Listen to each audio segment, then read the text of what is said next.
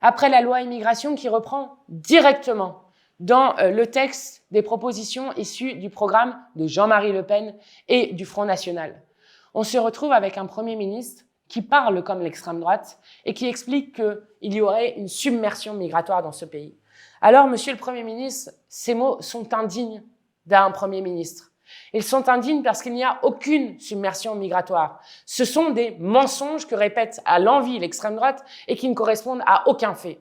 Je rappelle que dans ce pays, il y a 7% de personnes qui n'ont pas la nationalité française et qu'il se trouve que la France est un des pays d'Europe de l'Ouest avec le plus faible taux d'accueil de personnes exilées. Par exemple, la France est 20e si on compare à sa population et le 20e pays de l'Union européenne à accueillir. Pas premier, pas deuxième, pas troisième, le 20e. Voilà de quoi on parle. Et la plupart des migrations dans ce monde sont des migrations sud-sud.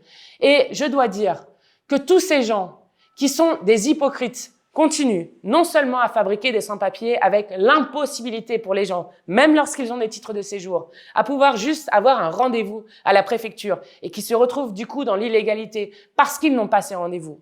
À tous ces gens qui ne cessent de continuer et de défendre les politiques d'inaction climatique, qui font que des gens de plus en plus sont forcés de se déplacer et ce nombre va augmenter. Cela s'appelle les réfugiés climatiques.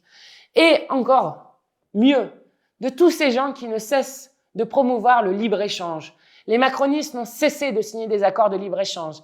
Ils n'ont jamais quitté la négociation sur le plus grand accord de libre-échange entre l'Union européenne et le Mercosur qu'ils auraient pu pourtant bloquer depuis maintenant 7 ans. Eh bien, tous ces accords de libre-échange détruisent aussi les conditions et les possibilités de vivre dignement dans des pays et poussent des gens à l'exil.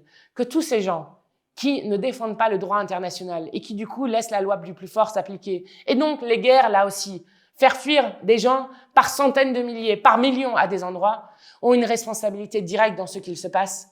Et après, viennent directement ensuite dire des mots, poser des actes qui sont des actes qui ne visent qu'une seule chose, diviser le peuple français et y instiller le poison de la division et du racisme. Nous ne sommes pas d'accord avec cela.